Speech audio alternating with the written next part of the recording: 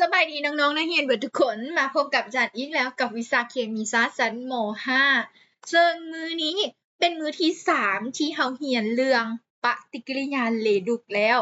ถ้าไผที่หากมาฟังคลิปนี้แนะนำว่าให้ไปฟัง2คลิปก่อนหน้าที่อธิบายความหมายของปฏิกิริยาเรดุก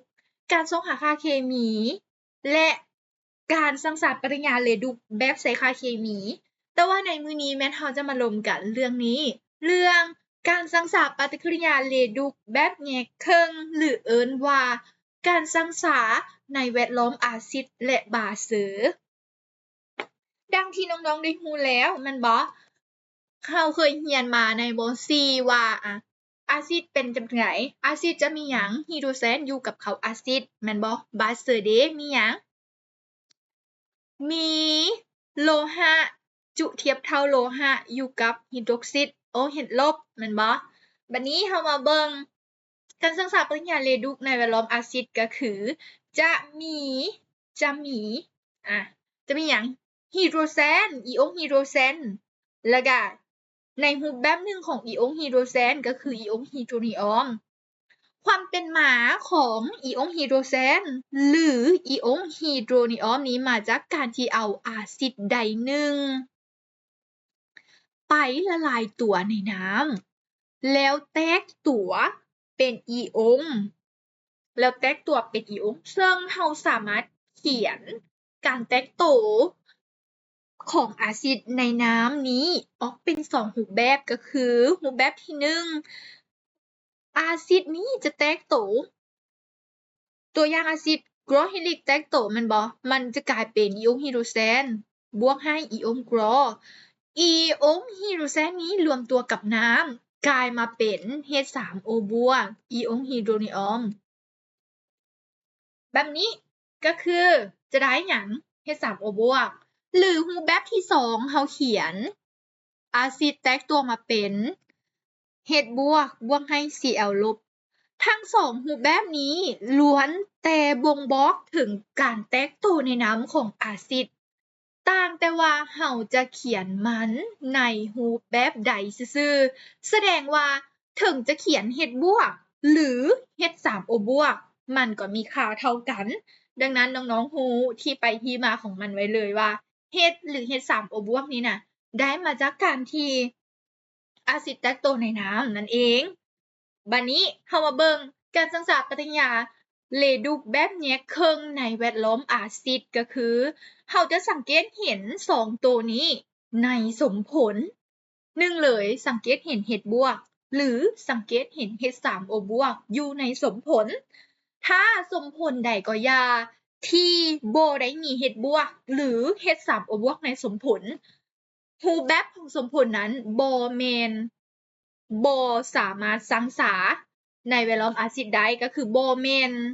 type ที่จะต้องเอามานำใช้คิดไล่ในกรณีนี้คือต้องเห็น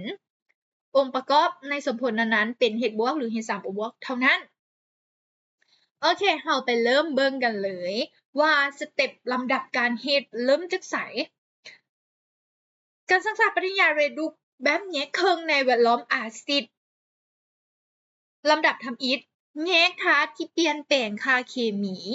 ยังคงต้องซอกหาธาตุที่เปลี่ยนแปลงค่าเคมีอยู่ในสมผลซึ่งธาตุที่เปลี่ยนแปลงค่าเคมีอาจมี2 3หรือหลายกว่า2ขึ้นไปลำดับที่2สร้างสรรค์ธาตุที่เปลี่ยนแปลงค่าเคมีอันนี้ค่าเคมีเด้ออาจารย์เขียนผิด3สร้างสรรค์จำนวนออกซิเจนโดยการเติมน้ำทางที่ขาด4สร้างสรรค์จำนวนไฮโดรเจนโดยการเติมอิองไฮโดรเจน H บวกทางที่ขาด5เติมอิเล็กตรอนเพื่อสร้างสรรค์ไฟฟ้าบรรจุ6นำตัวเลขใดหนึ่งมาคูณใส่อิเล็กตรอนเพื่อเฮ็ดให้จำนวนอิเล็กตรอนของทั้ง2เครื่องปฏิกิริยาเท่ากันและตัวสุดท้ายรวมเครื่องปฏิกิริยาอันนี้คือทฤษฎีเราลองไปแก้โจทย์ตัวอย่างทำกันเบิ่ง ความจริงอิเล็กตรอนนี่ต้องแม่น e หมายหัวลบเรามาเบิ่งตัวนี้ ตัวอย่างจงสร้างสรรค์ปฏิกิริยาต่อไปนี้น้องๆอย่าลืมเด้อถ้าเป็นการสร้างสรรค์ในแวดล้อมอาซิดเราจะสังเกตเห็นอิออนไฮโดรเจนในสมผลก็คือนี่เห็นปะหลังจากที่เรา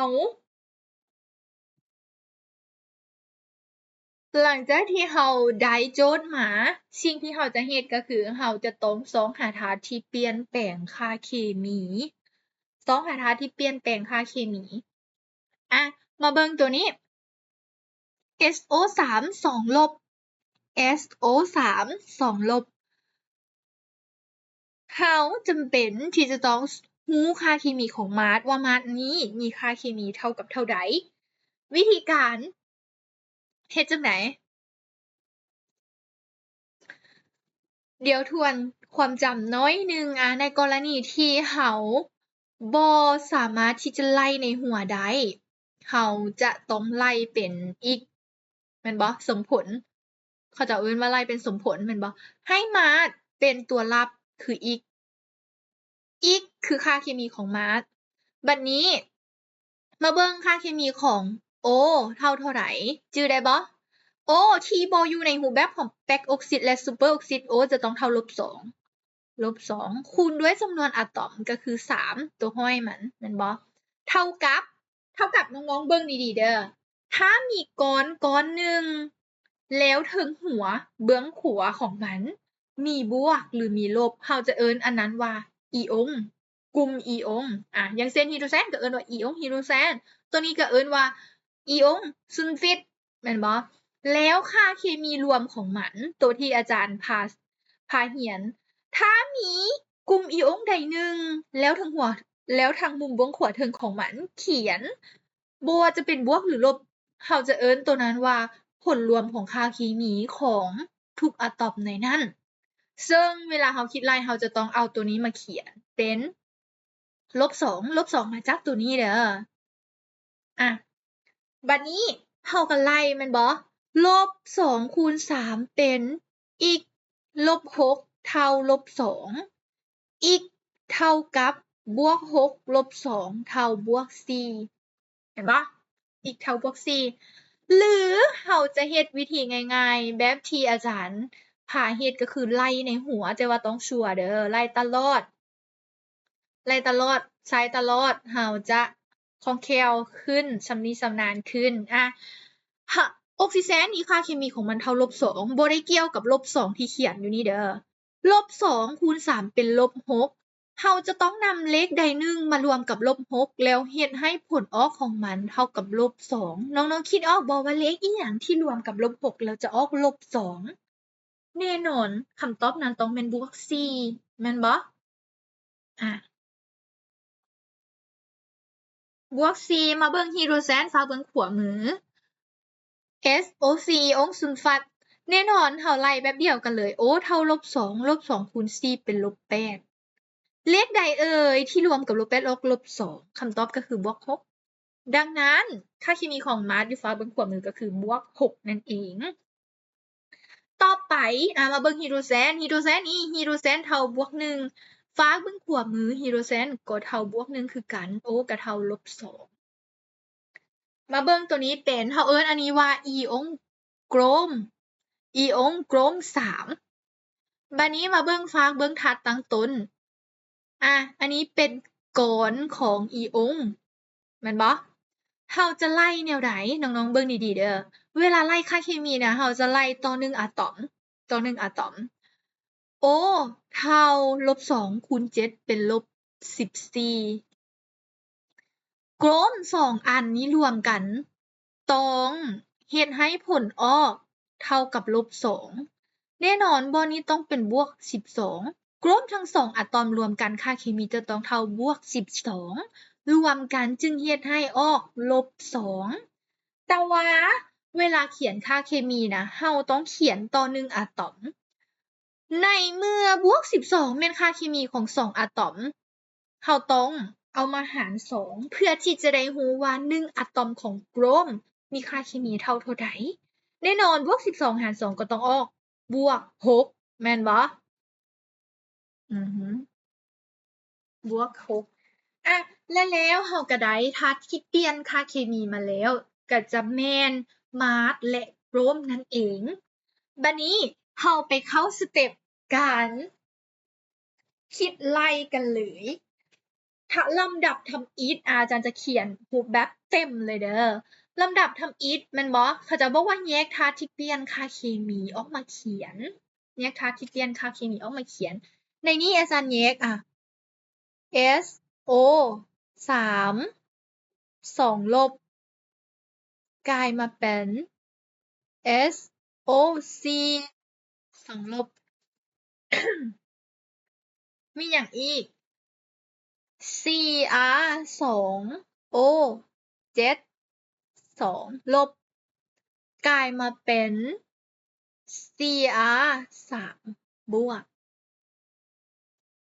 บัดนี้น้องๆยังจื้อได้บ่ตัวที่เราจะแยกว่าตัวใดเป็นปฏิกิริยาออกซิดาซงปฏิกิริยาเรดุกซงคือหยังถ้าใดที่ค่าเคมีหลุดลงจะเป็นปฏิกิริยาหยังหลีรับดุดแม่นบ่ถ้าค่าเคมีหลุดลงจะเป็นตัวที่รับอิเล็กตรอนและจะเป็นปฏิกิริยาเรดุกระหว่างบวก4มาเป็นบวก6กับบวก6มาเป็นบวก3ตัวใดที่มีค่าเคมีหลุดลงแน่นอนต้องเป็นโกรมแม่นบ่ดังนั้นปฏิกิริยาของโกรมจะเป็นเครื่องปฏิกิริยา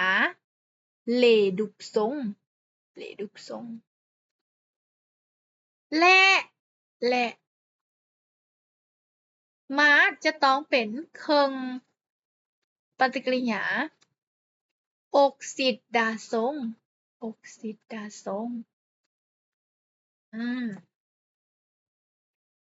หลังจากได้ตัวนี้แล้วเฮาเฮ็ดจังได๋ต่อที่เขาเจ้าเขียนบ่คือแยกธาตุที่เปลี่ยนค่าเคมีออกมาแม่นบ่และเฮ็ดหยังอีกสังสาธาตุที่เปลี่ยนค่าเคมีสังสาให้จำนวนอะตอมมันเท่ากันแม่นบ่คำว่าสังสาอาจารย์ขออนุญาตเขียนแบบนี้เด้ออาจารย์จะเขียนสัญลักษณ์แทนเครื่องปริญญาเรดุกซงว่า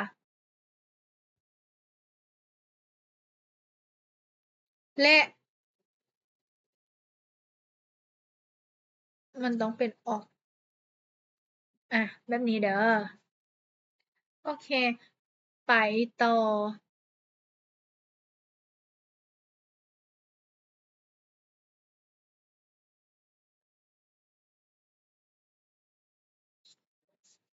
มาเริ่ม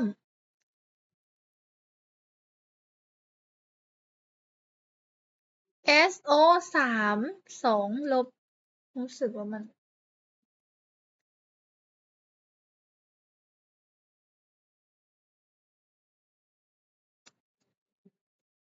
SO 3 2ลบกลายมาเป็น SOC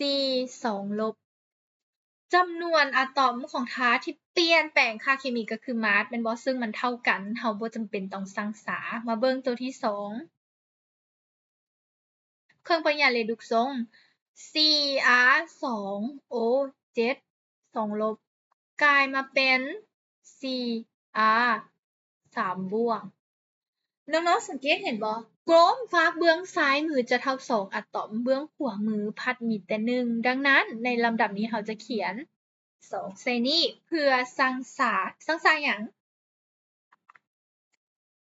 สร้างจำนวนอะตอมของกลมให้เท่ากัน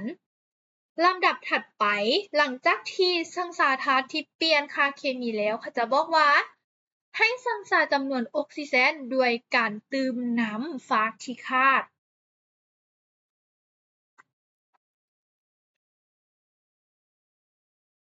มาเบิ่งตัวถัดไป SO 3 2ลบกลายมาเป็น SOC 2ลบน้องๆสังเกตเห็นบ่ว่า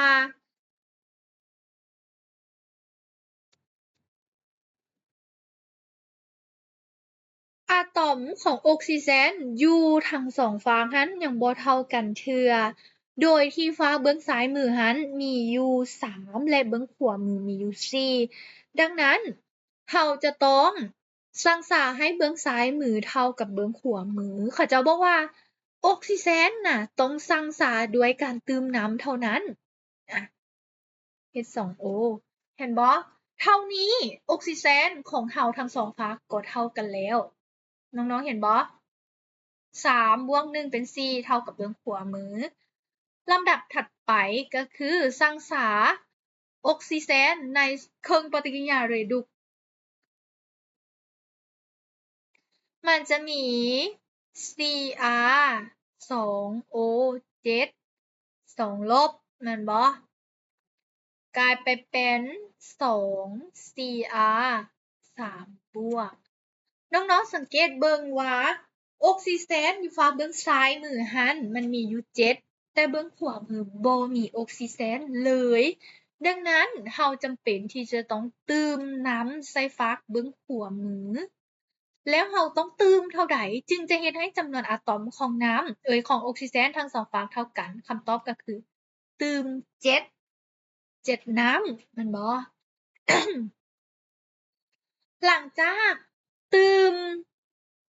น้ำเพื่อสร้างสารจำนวนออกซิเจนแล้วลำดับถัดไปเราจะต้องตื่มหยัง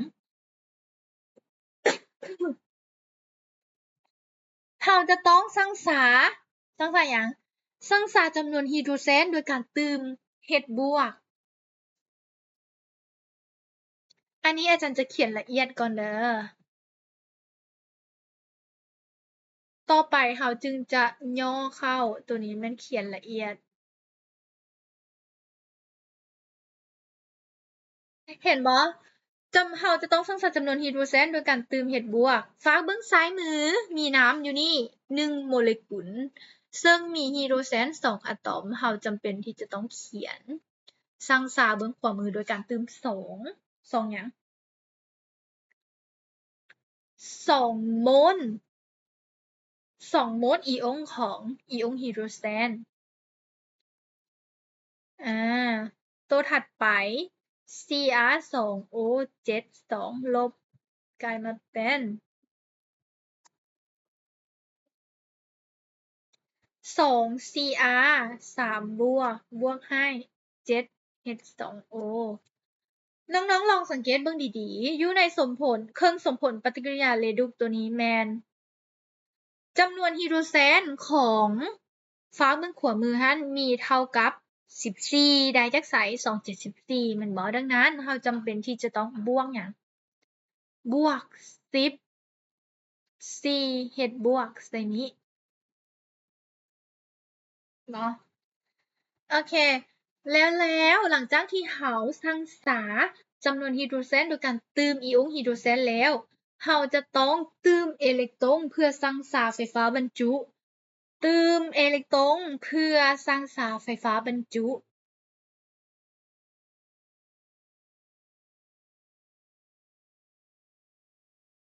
อาจารย์ขอเขียนใส่ในพร้อมกันเลยนี่ซะเพราะว่าหยังมันจะบ่พอคันไว้นี่เด้อน้องๆมาเบิ่งอิเล็กตรอนนี่แม่นอิหยังอิเล็กตรอนหรือว่าไฟฟ้าบรรจุบ่แม่นอิเล็กตรอนสิเขาเอิ้นว่าไฟฟ้าบรรจุแม่นตัวนี้เด้อตัวที่เขียนอยู่มุมขวาถึงอย่างเช่น2 ลบอันนี้เอิ้นว่าฝากเบื้องนี้มีไฟฟ้าบรรจุเท่า -2 ฝากเบื้องขวามือมีค่ามีไฟฟ้าบรรจุอันนี้แม่นบวก1คูณ2ก็เป็นบวก2บวก2ใส่ลบ2ก็เป็น0ดังนั้นแล้วฝากเบื้องขวามือคือบอนนี้มีไฟฟ้าบรรจุเท่า0แต่ฝากเบื้องซ้ายมือมีเท่า-2เราจะต้องตื่มอิเล็กตรอนเพื่อให้ไฟฟ้าบรรจุของทั้ง2ฝากของเครื่องสมผลออกซิดาซังนี้มีค่าเท่ากันจะต้องตื่มบวก2อิเล็กตรอนใส่นี้น้องๆฟังดีๆเด้ออิเล็กตรอนนี้น่ะจะมีค่าเท่ากับลบเสมอเด้ออย่างเช่นถ้า2อันนี้รวมกันแล้วเท่า0 แต่ฝากเบื้องขวามือฝากนี้มีไฟฟ้าบรรจุเท่า-2เราจำเป็นที่จะต้องบวก2อีซะนี่เพื่อให้มันมี-2อยู่กว่าเบื้องขวามือมันเท่ากันไปต่อที่เครื่องปริญญาเรดุกซ์ทรงเครื่องปริญญาเรดุกซ์ทรงมาเบิ่งไฟฟ้าบรรจุไฟฟ้าบรรจุของสมผลอยู่นี่กรมมี2มี-2มันบ่เห็นบ่มี-2อันนี้มีบวก14รวมกันแล้วก็จะได้บวก12ฝั่งนี้มีบวก12ไปเบิ่งฝากเบิ่งขวามืออันนี้น้ำเป็นธาตุผสมบ่มีไฟฟ้าบรรจุมาเบิ่งอีองค์กลมมี3บวกคูณ2เป็นบวก6เฮ็ดแนวใดจะให้บวก12กับบวก6เท่ากันเราจะต้องตืมหยังตืมอิเล็กตรอนใส่ฝาเบื้องซ้ายหรือเบื้องขวาดีคนส่วนหลายมักมาตืมใส่เบื้องขวาแบบนี้บวก6อิเล็กตรอนถ้าบวกแบบนี้นะน้องๆ2อันนี้รวมกันนะถ้าเท่า0แต่ฝาเบื้องซ้ายมือมี12มีบวก12แบบนี้ผิดเราจะต้องตืมใส่ฝาเบื้องไหนเราจะต้องตืมใส่ฝาเบื้องซ้ายมือคือเราต้องตืมบวกหยังบวก6อิเล็กตรอนใส่แม่นบ่เราจะต้องตืมบวก6อิเล็กตรอนใส่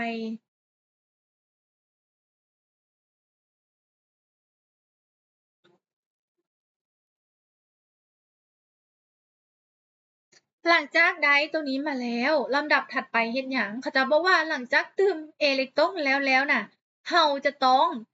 นำเอาเครื่องสมผลนั้นไปคูณด้วยเลขใดเลขหนึ่งที่จะเฮ็ดให้อิเล็กตรอนของทั้งสองเครื่องสมผลมีค่าเท่ากันแล้วเท่ากันในเลขถ้วนน้อยสุดอีก6กับ2หาตัวคูณร่วมเบิ่งตัวคูณร่วมก็คือ1กับ3แม่นบ่ต้องคูณ2อิเล็กตรอนด้วยเลข3และคูณ6อิเล็กตรอนด้วยเลข1แบบนี้หลังจากได้แล้วเราก็คูณใส่ทุกตัวเลยคูณใส่เราจะได้ออกมาเป็นหยัง3SO 2 ลบบวกให้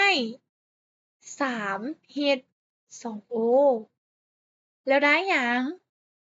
3SOC 2 ลบ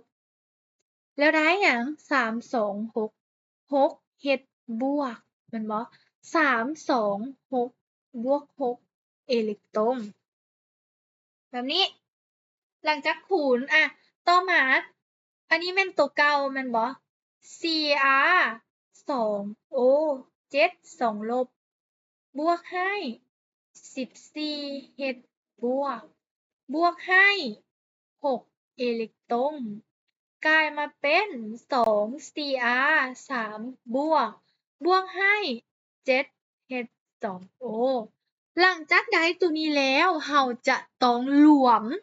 ทั้งสองเครื่องสมผลนี้ใส่กันโดยการคัดตัวที่มันคือกันแล้วอยู่ฝากกงกันข้ามกันออกตัวที่คือกันก็จะมีหยังอีองค์ฮีโดรเซน6คัดกับ14ออกเท่าใด8เฮ็ดบวกเหลือ8เฮ็ดบวกน้ำนี่มี7น้ำนี่มี3น้ำอันนี้หมดไปอันนี้เหลือ4H2O แม่นบ่หลังจากนั้นเราก็นำสมผลที่เรารวมมาเขียนอาจารย์เขียนรวมสมผลได้เป็น3SO 3 2 ลบบวกให้หยัง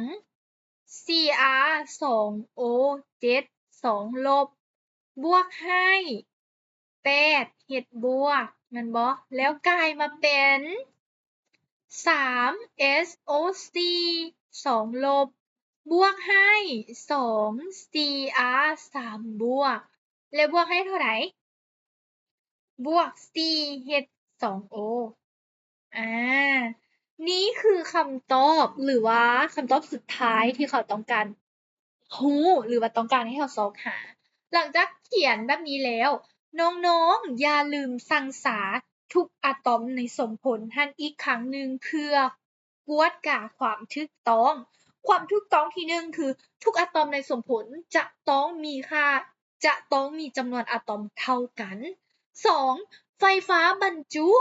ของฝักซ้ายและฝักขวาจะต้องมีค่าเท่ากันเราลองมาเช็คนำกันน้องๆมาเบิ่งมาอยู่ในสมผลมี3อะตอมเท่ากันเห็นบ่3อันนี้ก็3โกรมเด้มี2ฝั่งนี้ก็มี2ต่อไปออกซิเจนมีเท่าไหร่339บวก7เป็น16แม่นบ่ออกซิเจนมี16 4 3 12มาบวก4เป็น16แสดงว่าออกซิเจนเท่ากันต่อมาไฮโดรเจนมี2 4 8ไฮโดรเจนฝั่งนี้ก็มี8บัดนี้อีกอันนึงที่สำคัญคือไฟฟ้าบรรจุน้องๆเบิ่งเด้อไฟฟ้าบรรจุ SO3 2 ลบ2ลบของมันนี้คูณด้วย3เป็นลบ6มาเบิ่งอีองค์ที่อยู่กับกลมมีลบ2ทางหน้าคือ1ก็จะเป็นลบ2มาเบิ่งอีองค์ไฮโดรเจนมีบวก1คูณ8ก็จะเป็นบวก8บ่รวมกันเท่า0ได้นี่เท่า0แม่นบ่ฝากเบิ่งซ้ายค่าไฟฟ้าบรรจุเท่า0มาเบิ่งขวามีอยู่2บอนลบ2คูณ3เป็นลบ6 2 3เป็นบวก6รวมกันเท่ากับ0ดังนั้นไฟฟ้าบรรจุของฝากซ้ายและฝากขวาเท่ากันแสดงว่า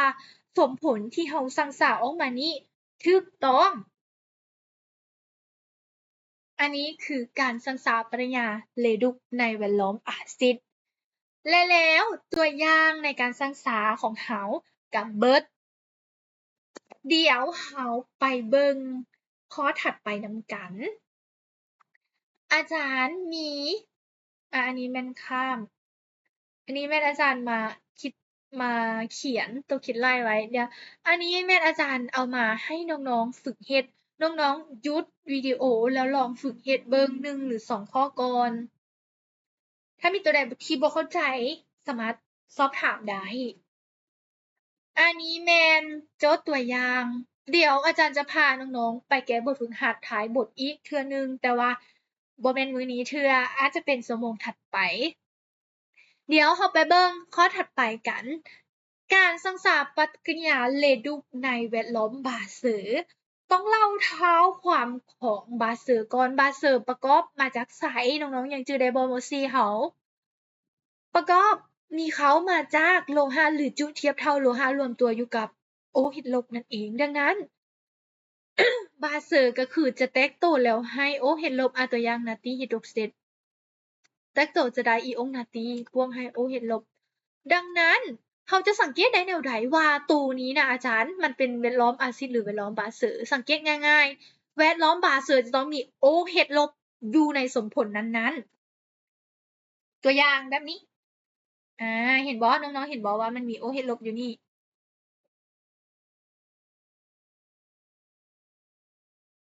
โอเคเดี๋ยวเราไปเบิ่งสเต็ปการเฮ็ดหรือว่าสเต็ปการแก้โจทย์สั่งสาปฏิกิริยาเรดุกในแวดล้อมบาเซอร์เริ่มกันเลยสเต็ปทำอิฐแยกธาตุที่เปลี่ยนแปลงค่าเคมีคือกับการสั่งสาปฏิกิริยาเรดุกในแวดล้อมอาซิดเลย2สั่งสาธาตุที่เปลี่ยนแปลงค่าเคมี3สั่งสาจำนวนออกซิเจนโดยการเติมน้ำทางที่คาด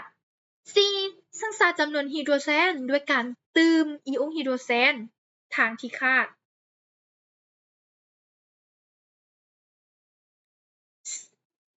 5เติมอิองค์ไฮดรอกซิด OH ลบเข้าทั้งสองฝากให้เท่ากับจำนวน H บวกข้อที่4แม่นบ่เราเติม H บวกแล้วข้อที่5ลำดับถัดไปนะเราจะต้องเติม OH ลบใส่ทั้งสองฝากจำนวนที่เติมหั้นต้องเท่ากับจำนวนของ H บวก และสุดท้ายคือจะต้องเติมอิเล็กตรอนหรืออิเล็กตรอนเพื่อสร้างสารไฟฟ้าบรรจุ และตัวถัดมานำตัวเลขที่ใดนำตัวเลขใดหนึ่งมาคูณใส่สมผลเพื่อเฮ็ดให้อิเล็กตรอนของทั้งสองสมผลนั้นมีค่าเท่ากันและลำดับสุดท้ายก็คือรวมเครื่องปฏิกิริยาอาจารย์จะพาน้องๆมาเฮ็ดแบบไวๆเลยคือเราจะบ่ย้ายแบบข้อทำอิฐที่เราเฮ็ดมาแล้วนี่เราย้ายเดี๋ยวอาจารย์จะพาไปเบิ่งแบบรวบลัดคือแบบย่อได้ใจความเน้นๆมาเบิ่งนำกันเลยหลังจากที่เราได้สมผลมาแล้วอันทำอิฐเลยที่เราจะต้องเฟ้นหาซอกหานั่นก็คือซอกหาธาตุที่เปลี่ยนแปลงค่าเคมีซอกหาธาตุที่เปลี่ยนแปลงค่าเคมีก่อนเลยมาเบิ่งในนี้ตัวใดแด่ที่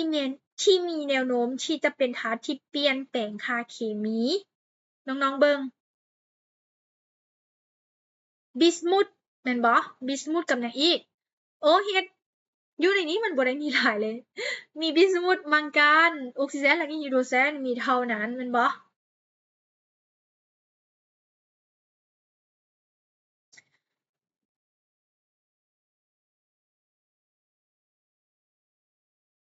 โอเคเดี๋ยวเรามาเบิ่งนำกันอาจารย์เริ่มเลยเด้อบิสมุทOH ลบ OH กลุ่มอีองเขาจะเอิ้นว่าอีองไฮดรอกซิดแม่นบ่มีค่าเคมีหรือค่าไฟฟ้าบรรจุเท่ากับ-1 -1 คูณ 3ก็เป็น-3ดังนั้นบิสมุทจะมีค่าเคมีเท่า+3บิสมุทเบื้องขวามือเด้โอ้เท่าใดตอบให้อาจารย์ชื่นใจเบิ่งโอ้ถ้าบ่อยู่ในรูปแบบของแปรออกซิดและซูเปอร์ออกซิดโอ้จะต้องมีค่าเคมีเท่าใดเสมอถูกต้องเท่า-2เสมอแม่นบ่ถ้าออกซิเจนบ่ได้อยู่คนเดียวแต่ว่าถ้าออกซิเจนเป็นธาตุเดียวจะต้องเท่า0แม่นบ่โอเคโอ้มี-2คูณ3เป็น-6บิสมุทควรจะมีค่าเคมีเท่าใดที่รวมกันแล้วเฮ็ดให้ผลออกเท่า-1คำตอบนั้นคือบิสมุทควรจะมีค่าเคมีเท่า+5นั่นเองแม่นบ่โอเคไปกันต่อหลังจากรู้แล้วว่าบิสมุทมีค่าเคมีเท่าใดเราไปเบิ่งมังกานอยู่ฝากเบื้องขวามืออยู่กับออกซิเจนซึ่งออกซิเจนมีค่าเคมีเท่าใดเสมอถูกต้อง-2เสมอ-2คูณ4เป็น-8เลขหยังที่รวม-8แล้วออก-1ถูกต้อง+7วันนี้มังกานอันนี้บ่บวกบ่ลบล่ะ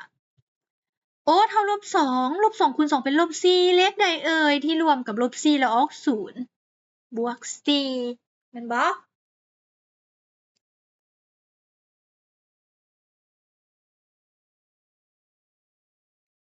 โอเคเราไปเบิ่งกันเลยหลังจากที่เราได้ธาตุที่เปลี่ยนแปลงค่าเคมีแล้วเราจะเขียนอาจารย์จะเขียน reduction และ oxidation บัดนี้น้องๆลองบอกอาจารย์เบิ่งระหว่างเครื่องสมผลของบิสมุทและมังกานตัวใดเป็นเครื่อง reduction ตัวใดเป็นเครื่อง oxidation ยังจื้อได้บ่ถ้าใดก็ยาที่มีค่าเคมีลดลงตัวนั้นจะเป็นเครื่องปฏิกิริยา reduction แม่นบ่ว่าเราเล่าว่า รีรับลดค่าเคมีลดลงรับอิเล็กตรอนแล้วเกิดปฏิกิริยา reduction ดังนั้นถูกต้อง MnO4 ลบเกิดปฏิกิริยา reduction อาจารย์เขียนอันนี้เพื่อจะได้ตื่มแบบนี้เด้อน้องๆต่อไปบิสมุทเกิดปฏิกิริยา oxidation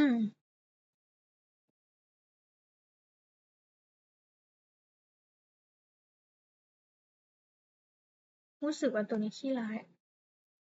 โอเคหลังจากได้ตัวนี้แล้วลืมเขียนผลิตภัณฑ์ MnO2 อันนี้จะได้หยัง BiO3 ลบ น้องๆเบิ่งดีๆเด้อเขาเจ้าบอกว่าลำดับทำอิฐให้แยกธาตุที่เปลี่ยนแปลงค่าเคมีออกมาแม่นบ่ลำดับถัดไปเด้สังสาจำนวนอะตอมของธาตุที่เปลี่ยนแปลงค่าเคมีซึ่งข้อนี้เราบ่ได้เฮ็ดเพราะว่าจำนวนอะตอมของทั้งมังกาและบิสมุทหั้นมี1อะตอมเท่ากันเราก็เลยไปข้อที่3เลยสังสาจำนวนออกซิเจนด้วยการตื่มน้ำเรามาเบิ่งระหว่างมังกานมังกาน O4 ลบกับมังกาน O2 ตัวใดที่มีออกซิเจนหลายกว่าแน่นอนต้องฟ้าเบื้องซ้ายมือแม่นบ่ดังนั้นเราจะต้องเติมน้ำใส่ฝากเบื้องขวามือเพื่อให้จำนวนออกซิเจนของทั้งสองฝากเท่ากัน นี่มี4แต่อยู่นี่มี2น้ำเราจำเป็นที่จะต้องเติม2น้ำใส่และมาเบิ่งตัวถัดไปเครื่องปฏิกิริยา oxidation O ของเครื่องปฏิกิริยา oxidation เท่ากันก็คือเท่ากับ3แม่นบ่เห็นบ่3คูณ O 3คูณ1เป็น3ดังนั้นตัวนี้เราข้ามไปเลยเราไปกันต่อที่ข้อที่4สร้างสรรค์จำนวนไฮโดรเจนด้วยการเติมอิออนไฮโดรเจนฝากที่ขาดเห็นบ่ว่าอยู่ฝากบนขวามือมีไฮโดรเจนเท่าไหร่นี่บวก4เห็นบ่บวก4เฮ็ดบวกบัดนี้มาเบิ่งเครื่องปฏิกิริยาออกซิเดชันอยู่นี้มีไฮโดรเจน3ดังนั้นเราจะต้องเติมไฮโดรเจนใส่เป็น3เฮ็ดบวกใส่อยู่นี้หลังจากเติมไฮโดรเจนแล้วตัวที่เพิ่มเข้ามาก็คือเราจะต้องเติม OH ลบใส่ทั้ง2ฝาจำนวนที่เติมนั้นจะต้องเติมให้เท่ากับจำนวนเฮ็ดบวกก็คือ4เห็นบ่4ดังนั้นเราจะต้องเติม COH ลบใส่นี้แล้วเราก็เติม OH ลบใส่นี้บ่แม่น40เด้อ COH ลบมาเบิ่งสมผลเครื่อง oxidation เราก็จะต้องเติม3หลงอาจารย์หลง3หยัง3 OH ลบเห็นบ่ตัวนี้เด้บวก3 OH ลบคือกันหลังจากเติม OH ลบเข้าทาง2ฝากของสมผลแล้วลำดับถัดไปเราจะต้องเติมอิเล็กตรอนเพื่อสร้างสารไฟฟ้าบรรจุวิธีการไล่ไฟฟ้าบรรจุเราจะเบิ่งตัวที่เทิงหัวมุมเทิงเบื้องขวามี something อยู่อย่างเช่นเห็นบ่ MnO4 ลบอันนี้เท่าลบ1แม่นบ่ตัวนี้แม่นบวกแต่ว่ามี4ก็เป็นบวก4ตัวนี้ลบ4บวก4กับลบ4นี้รวมกันได้เป็น0ดังนั้นฝั่งนี้มีลบ1มาเบิ่งฝั่งนี้อันนี้มีเท่าไหร่นี่อันนี้บ่มีไฟฟ้าบรรจุอันนี้มีลบ4ฝั่งนี้มีลบ1จะเฮ็ดจังใดดีเพื่อให้ลบ4กับลบ1เท่ากันแน่นอนเราจะต้องเฮ็ดให้ลบ1หั้นกลายไปเป็นลบ4โดยการเติม3อิเล็กตรอนตัวถัดไปก็เช่นเดียวกันบิสมุทแม่นบ่เครื่องของบิสมุทอยู่ในนี้เรามาเบิ่งบิสมุทตัวนี้แม่นบ่มีไฟฟ้าบรรจุอันนี้มีลบ3แต่ไปเบิ่งฝากเบิ่งขวามือมี2อันนี้บวก3กับลบ3รวมกันเท่ากับ0อันนี้จะเป็นลบ3กับลบหยังนี่ลบ3กับลบ1แม่นบ่ดังนั้นเราจำเป็นที่จะต้องบวกหยังบวก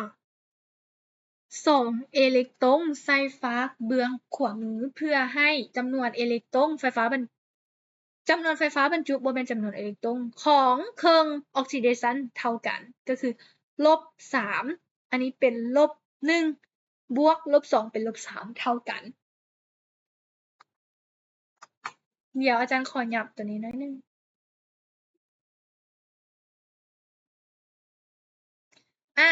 หลังจากสร้างสารไฟฟ้าบรรจุแล้วเราจะต้องมาเบิ่งว่าเราจะเฮ็ดแนวใดเพื่อให้อิเล็กตรอนที่เราเติมมานี้น่ะ มีค่าเท่ากันในเลขถ้วนที่น้อยสุด มีค่าเท่ากันในเลขถ้วนที่น้อยสุด หาตัวคูณร่วมที่คูณแล้วเฮ็ดให้ผลออกของทั้งสองอันออกเท่ากันในเลขถ้วนน้อยสุดก็คือคูณไขว้แม่นบ่ก็คือคูณหยังคูณ3ด้วยเลข2และคูณ2ด้วยเลข3หลังจากคูณแล้วเราก็จะได้ออกมาเป็นดังนี้เครื่อง reduction จะได้เป็น2mnoc ลบแม่นบ่สองอันนี้สามารถรวมกันเป็นน้ำได้เด้อน้องๆเด้อ OH ลบกับ H บวกรวมกันออกน้ำอันนี้ออกเป็นอาจารย์เขียนเป็น C น้ำเด้อบวกให้บ่แม่น C น้ำสิ C น้ำอยู่เทิงแม่นบ่อาจารย์เขียน C น้ำอยู่นี่ซะแล้วคูณ CH2O รวมCOH ลบกับ CH บวกรวมกันเป็น C น้ำ C2 เป็น8บวกให้2 3 6แม่นบ่2mnO2 บวกให้2 2 4 CH2O บวกให้2 4 8 8 OH ลบอ่ะตัวถัดไป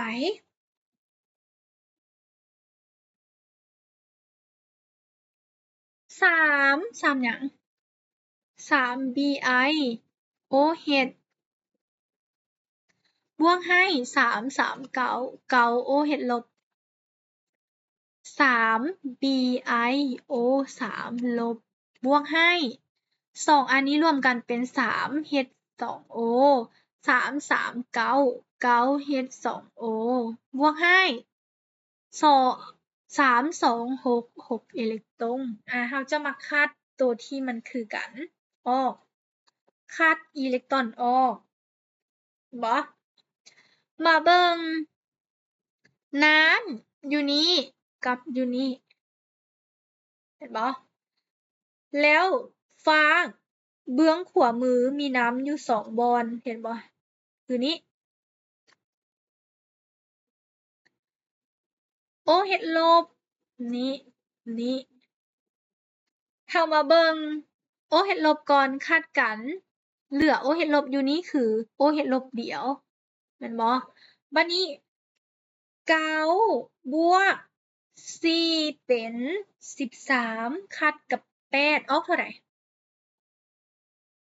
5น้ำแม่นบ่เหลือ5 H2O หลังจากนั้นเราก็รวมสมผลอันนี้เป็นเครื่อง oxidation รวมสมผลได้ดังนี้ก็คือคำตอบนั่นแหละหมายถึงตอบว่าสร้างสาได้แบบนี้ตอบเราก็จะได้หยัง2mnoc ลบบวกให้อันนี้คัดเบิดแม่นบ่3 BiOH ห้อย3บวกให้ OH ลบบวกกลายไปเป็นเด้อตัวนี้กลายไปเป็นหยัง2mno 2บวกให้หยัง3 BiO 3ลบและบวกให้5 H2O เดี๋ยวเราลองมากวดเช็คความถูกต้องนำกันจำนวนอะตอมของโลหะในนี้ก็คือมังกานเท่ากันก็คือเท่า2เห็นบ่ต่อไปบิสมุทเท่า3ก็คือเท่า3คือกันลำดับถัดไปคือออกซิแซนเรามาเบิ่งออกซิแซน2 4 8 3 3 9เป็น17เป็น18ออกซิแซนมี18มาเบิ่ง2 2 4 3 2 6 4บวก6เป็น10อันนี้เป็น5 3 2 4 3 2 4 8อาจารย์บวกดีๆเด้อ บวกให้1เท่ากับ18แม่นบ่อันนี้เป็น4บวกให้9บวกให้5เท่ากับเท่าใด18